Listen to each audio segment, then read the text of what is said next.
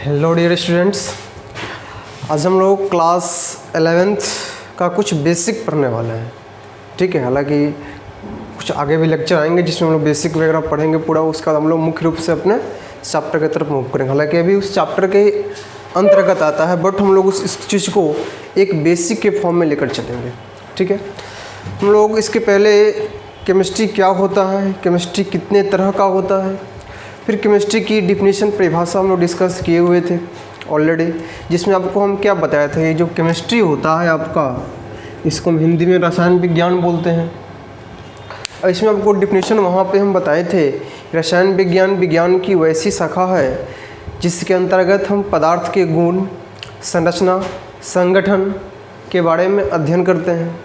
तो यहाँ पे हमारे पास टर्म आया पदार्थ। तो सवाल ये रहा कि पदार्थ क्या होता है। हम लोग एक एक करके टू द पॉइंट चलेंगे। तो जो टर्म है यहाँ पे पदार्थ, तो पदार्थ आप लोग क्लास 9th में डिस्कस कर चुके हो। वही चीज़ यहाँ भी है।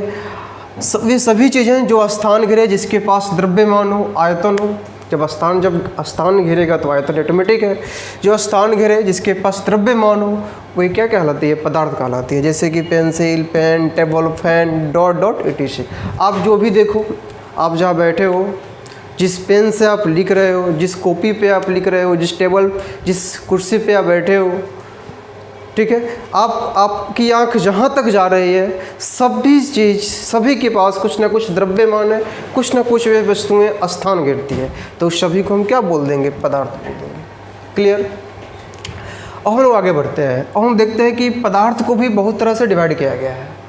तो हम लोग डिस्कस करने वाले हैं पदार्थ का क्लासिफिकेशन। तो इसको आप पहले लिख लो इस डिफिनीशन को, फिर हम लोग डिस्कस करते हैं कि पदार्थ को कितने तरह से क्लासिफाई किया गया है।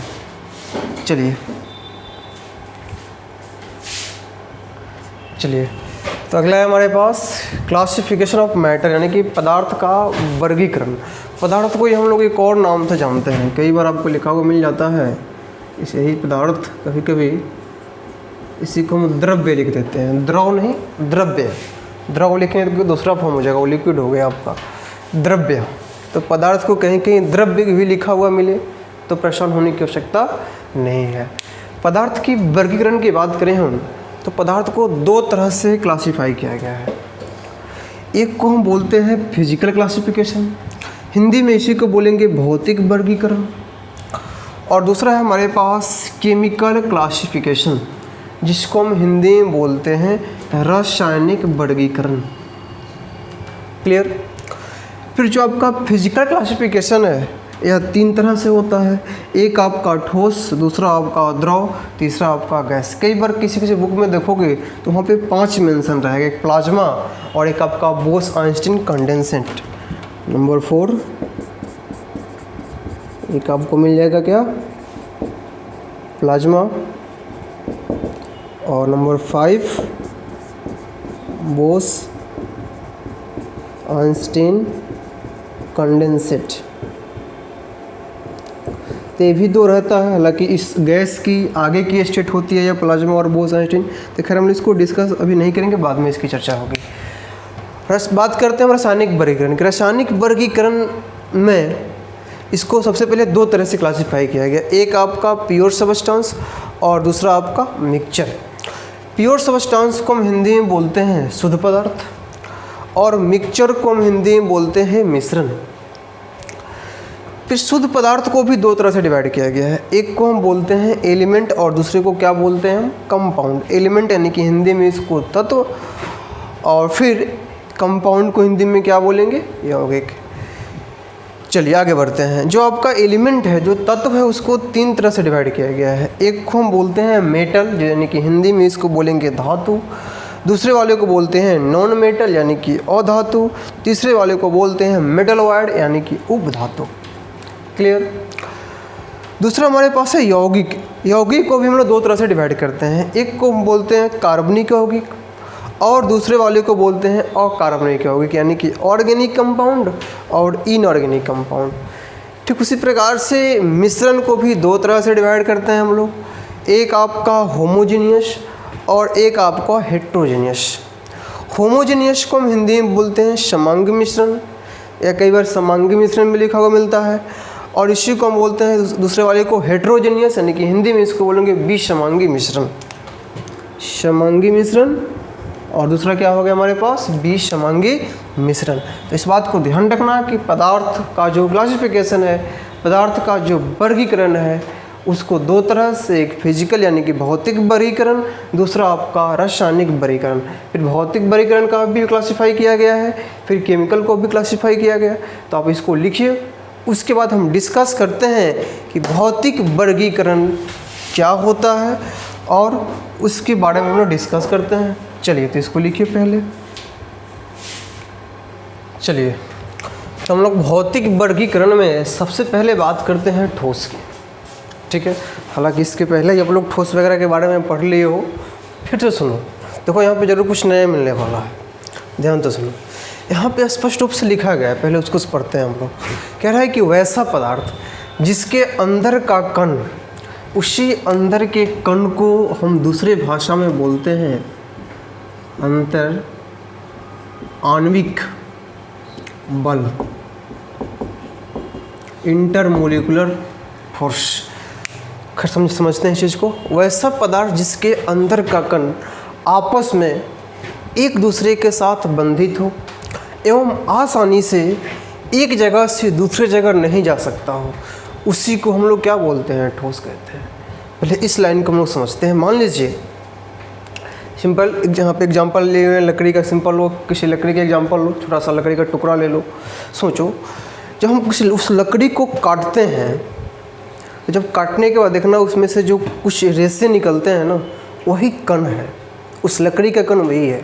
तो उस रेशे को फिर एक जगह से कर दो तो एक ठोस बन जाता है। तो हम क्या बोलते हैं कि जो उसके अंदर का जो कण है ना, वह आपस में एक दूसरे से बंधित है और एक स्ट्रॉन्ग तरीके से, एक क्रम से बंधित है। बात समझ रहे हो ना? उसी को हम क्या बोल देते हैं कि ठोस। और वो बंधित होने के कारण वह आसानी से एक जगह से दूसरी जगह नहीं जा सकता। आप इसको यहाँ पे रखोगे, इस हाथ पे हम रखे हुए हैं, तो यह अपने आप नहीं चला जाएगा। बात समझ रहे हो ना? यह आसानी से यहाँ से वहाँ नहीं हो सकता है। इसी को और दूसरे भाषा में हम बोले तो कह सकते हैं हम कि यह स्वतंत्र रूप से घूम नहीं सकता है। क्लियर? या इसको हम दूसरे भाषा में कहें तो कहेंगे इसके अंदर का जो अंतर आणविक बल है वह क्या होता है, बहुत ही प्रबल होता है, स्ट्रांग होता है, जिससे वह आसानी से घूमता नहीं, आसानी से मूव नहीं कर सकता है। और इसी कारण, ध्यान से समझना, इसी कारण उस ठोस का आयतन और आकार दोनों निश्चित होता है। आयतन यानी कि जितना जगह वह घेरता है, और आकार जिस साइज का है, उस दो हमें हमेशा उसका आयतन और आकार क्या होगा, निश्चित होगा। उसी को हम क्या बोल देते हैं, ठोस बोल देते हैं। एग्जाम्पल लकड़ी हो गया, पेन, पेंसिल, टेबल, सब उसी में आ गया। Dot dot it is clear. चलिए दूसरा है आपके पास द्रव, द्रव्य नहीं द्रव। वैसा पदार्थ जिसके अंदर का कण आपस में एक दूसरे से कम बंधित हो, बंधित तो हो लेकिन थोड़ा कम हो, किसके अपेक्षा, तो ठोस की अपेक्षा, एवं ठोस की अपेक्षा आसानी से एक जगह से दूसरे जगह जा सकता हो। ध्यान से समझना, ये तो जा नहीं सकता है, लेकिन यह इसके अपेक्षा कंपेरेटिवली इसके से इसको तुलना करो तो यह आसानी से एक जगह से दूसरे जगह जा सकता है। उसी को हम क्या बोलते हैं, द्रव बोलते हैं। क्लियर? समझो ध्यान से, इसको भी समझते हैं अच्छे से। ठोस में क्या समझो, ठोस में आप अंतर, जिसके जो अंदर का कण है आपस में एक दूसरे से बंधित है। बंधित होने के कारण उसका जो अंतर आणविक बल है वह स्ट्रॉन्ग है, और अंतर आणविक बल स्ट्रॉन्ग होने के कारण उसका आयतन और आकार दोनों क्या हो गया, निश्चित हो गया। वह एक जगह से दूसरी जगह नहीं जा सकता है। लेकिन द्रव में कहानी क्या है कि वह आपस में तो द्रव वाला बंधित होता ही है, उसके कण, उसका अंतर आणविक बल होता है, बट जो ठोस है उसकी अपेक्षा क्या होता है, कम होता है। और ठोस तो एक जगह से दूसरी जगह जा भी नहीं सकता है फ्री, स्वतंत्र रूप से, लेकिन लिक्विड एक जगह से दूसरी जगह जा सकता है। किसके अपेक्षा में, ठोस की अपेक्षा में। और इसी कारण द्रव का जो आयतन है वह निश्चित होता है, लेकिन जो उसका आकार है वह कैसा होता है, अनिश्चित होता है। कैसे समझते हैं, मान लो किसी बोतल में हम 2 लीटर पानी लेते हैं, एग्जाम्पल यहाँ मेंशन है वाटर, ऑयल, मिल्क। किसी बोतल में हम 2 लीटर पानी लेते हैं, आपसे हम पूछें कि वहाँ पे जो लिक्विड है उस लिक्विड का आयतन कितना है, सिंपल आप बोलोगे 2 लीटर। क्लियर, क्योंकि वो 2 लीटर को ही ऑक्यूपाइज किया हुआ है। और मान लो उसी 2 लीटर पानी को हम यहाँ पे गिरा दें नीचे, सोचो इस हाथ पे गिरा दें सिंपली, तो क्या हुआ, 2 लीटर पानी इस हाथ पे रहेगा, नीचे गिर जाएगा ऑटोमेटिकली। तो उस ठोस की अपेक्षा आसानी से मूव कर गया कि नहीं कर गया, ठोस की अपेक्षा आसानी से एक जगह से दूसरी जगह चला गया कि नहीं चला गया। लेकिन आयतन तो वही रहा, पानी तो 2 ही लीटर है, लेकिन उसका आकार क्या हो गया, अलग अलग हो गया। यहाँ रहेगा तो कुछ दूसरे शेप में, कुछ दूसरे तरह से दिखाई देगा, नीचे जाएगा तो एक समतल के फॉर्म में दिखाई देगा। बात समझ रहे हो क्या कहना चाहते हैं, तो कहानी वही है। तो इसमें हम क्या बोलेंगे कि इसका आकार और आयतन दोनों निश्चित होता है, और द्रव में आयतन निश्चित होता है लेकिन आकार यानी कि अलग अलग उसका साइज, रूप, आकार जो होता है अनिश्चित होता है और आयतन निश्चित होता है। एग्जाम्पल भी आपको मेंशन है, पानी हो गया, तेल हो गया, दूध हो गया, इटिसी कोई भी आप ले लो, आप कोई भी एसिड वगैरह ले लो, सब उसी में आ गया। चलो तीसरा है आपके पास गैस। गैस की भी चर्चा कर लेते हैं। देखो यहाँ पे एक टर्म है भौतिक वर्गीकरण। इस भौतिक से आप लोग क्या समझते हो, सोचो। मान लो हम कहते हैं केमिकल, तो आपके दिमाग में तुरंत जाएगा ना कि चलो केमिकल से रिलेटेड कुछ बात होने वाली है, कुछ उसमें केमिकल वगैरह आएगा, बात तो आप समझ जाते हो। लेकिन भौतिक का मतलब क्या, देखो ध्यान से समझो। भौतिक का मतलब वो होता है जिस प्रोसेस को आप देख सकते हो।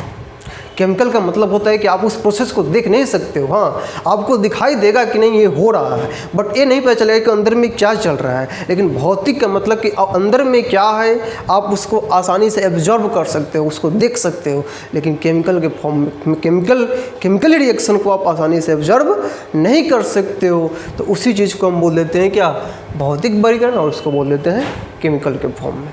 चलिए तो इसको लिखिए, फिर हम लोग बात कर लेते हैं कि गैस क्या होता है, उसको भी हम लोग और डेप्थ में डिस्कस कर लेते हैं। चलिए तो इसको नोट कीजिए। चलिए तो नंबर 3 है आपका गैस। इसके अंदर क्या होता है, देखो इसके जो अंदर का जो कण होते हैं ना, जो गैस के अंदर के जो कण होता है वह आपस में एक दूसरे से बंधित होते नहीं हैं। जब आपस में एक दूसरे से बंधित नहीं होते हैं, अर्थात आपस में वह एक दूसरे से मतलब कि क्या होते हैं, अलग अलग होते हैं एक दूसरे के। जब अलग अलग होते हैं तो क्या होगा, आसानी से एक जगह से दूसरी जगह जा सकते हैं, आसानी से उनका रूपांतरण हो सकता है। जब आसानी से उनका रूपांतरण होगा जिसके कारण उनका आयतन और आकार दोनों कैसा हो जाता है, अनिश्चित होता है। तो यहाँ पे स्पष्ट रूप से मेंशन किया हुआ है कि जो गैस होते हैं इसके अंदर का कण आपस में एक दूसरे से बंधित नहीं होते हैं, जिसके कारण वे आसानी से ठोस एवं द्रव की अपेक्षा एक जगह से दूसरे जगह जा सकते हैं। इसी कारण इस गैस का आयतन तथा आकार दोनों कैसा होता है, अनिश्चित होता है। एग्जाम्पल में आपको है H2O2 N2CH4। क्लियर, समझते हैं कि कैसे आयतन और आकार दोनों अनिश्चित होता है। मान लो किसी सिलेंडर में 2 लीटर गैस है, कितना गैस है, 2 लीटर गैस है। अब क्या करते हैं, कुछ 2 लीटर गैस को, बात को समझना क्या कहना चाहते हैं हम, उस 2 लीटर गैस को किसी 15 लीटर वाले सिलेंडर में ट्रांसफ़र करो उस 2 लीटर को। तो क्या मान लो, सोचो एक 5 लीटर का सिलेंडर लेते हैं और एक 15 लीटर का सिलेंडर लेते हैं। बात को समझना क्या कहना चाहते हैं। जो 5 लीटर का सिलेंडर है, मान लो उसमें 2 लीटर गैस है, कितना गैस है, 2 लीटर, तो उसका जो वॉल्यूम हुआ वो 2 लीटर हो गया। और कितना कवर किया हुआ है, पूरे 5 लीटर सिलेंडर को कवर किया हुआ है, तो उसका जो शेप हुआ, जो आकार हुआ वो उस सिलेंडर के जैसा हुआ, और जो उसका वॉल्यूम हुआ वो 2 लीटर हो गया। बट उसी गैस को, उसी जो 2 लीटर जो गैस है उसको हम 15 लीटर में कन्वर्ट करते हैं, उसमें ट्रांसफ़र करते हैं, तो पूरे 15 लीटर को कैप्चर कर लेगा। सोचो, और उस 15 लीटर वाले सिलेंडर के आकार का हो जाएगा। तो कभी 2 कभी 15, फिर आगे जाओगे तो फिर और अलग अलग आएगा। मान लो उस 2 लीटर को इस पूरे रूम में छोड़ दें तो पूरे रूम को कवर कर लेगा। तो क्या होगा, उसका जो आकार कैसा दिखा आपको, अलग अलग दिखा, लेकिन आयतन कैसे अलग अलग। तो सोचो, क्या 2 लीटर को 2 लीटर वाले जो 2 लीटर गैस जो है 5 लीटर वाले में, उसको तुम 15 में कन्वर्ट करो 15 लीटर वाले सेंटर में, तो क्या कंप्लीट 2 लीटर जाएगा? बिल्कुल नहीं, कुछ ना कुछ तो एयर में रिमूव हो जाएगा ना ट्रांसफ़र करते वक्त, तो कंप्लीट 2 लीटर जाएगा नहीं। तो उसका, और फिर उस 15 से फिर आगे जाओ तो फिर उससे भी कम चला जाएगा। कहने का मतलब है कि उसका जो वॉल्यूम हुआ वो कम्प्लीटली ना 2 रहा और ना कम्प्लीटली वह 2 से कम रहा, फिर चेंज हो गया। कुछ दूसरे में जाओ तो फिर और आगे जाएगा तो फिर उससे भी कम चला जाएगा। हाँ, थोड़ा सा कम जाएगा, 100 200 300, एक ही बार 2 से 1 नहीं होगा, थोड़ा सा कम जाएगा। तो हम क्या बोलेंगे यहाँ पे कि इस गैस का आयतन जो हुआ वो भी क्या हुआ आपका, अलग अलग रहा, अनिश्चित रहा, कोई डिफिनिट नहीं है कितना ही होगा। और उसका जो आकार है, उसका जो रहने का जो शेप है वो भी क्या हुआ, अलग अलग हो। इस रूम में छोड़ो तो रूम के जैसा हो जाएगा। चलिए, तो रहा गैस की बारी। चलिए, तो इसको नोट कीजिए, फिर हम लोग समझते हैं कि कैसे गैस को द्रव में कन्वर्ट करते हैं और कैसे लिक्विड को, कैसे द्रव को गैस में कन्वर्ट करते हैं और फिर उससे ठोस बनाते हैं। चलिए, तो सारे प्रोसेस को हम समझ लेते हैं, इसको नोट कीजिए। चलो, आई होप आप इसको नोट कर लिए हो। इसको मिटाते हैं। हाँ, यहाँ पे एग्जांपल मेंशन था, ऑक्सीजन, नाइट्रोजन, मीथेन।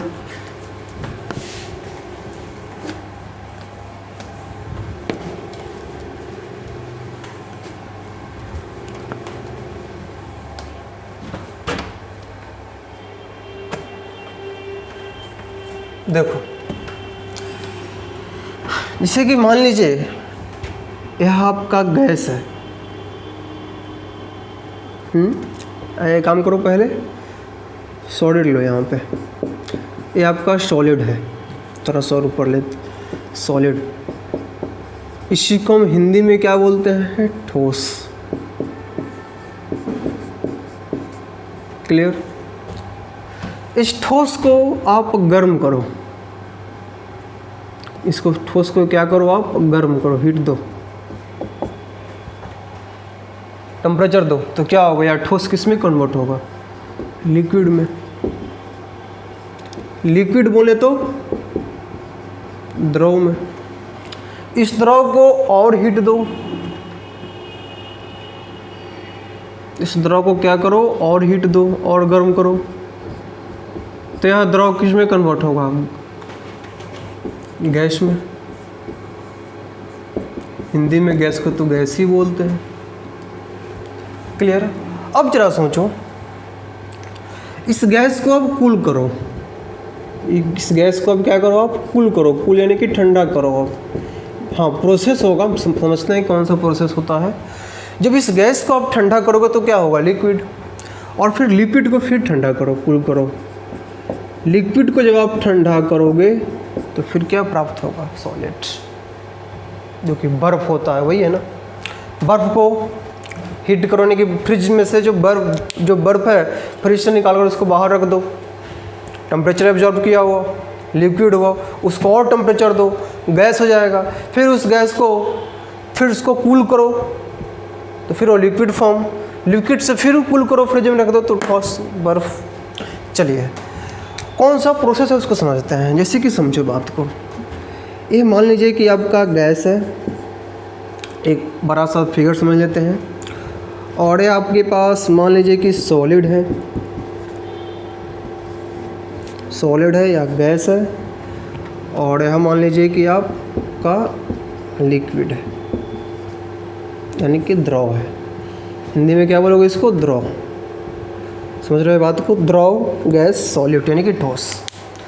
देखो, जब हम बात को समझना, जब इस लिक्विड को हम हीट देंगे, लिक्विड को क्या करेंगे, हम हीट देंगे, तो क्या बनेगा, गैस बनेगा।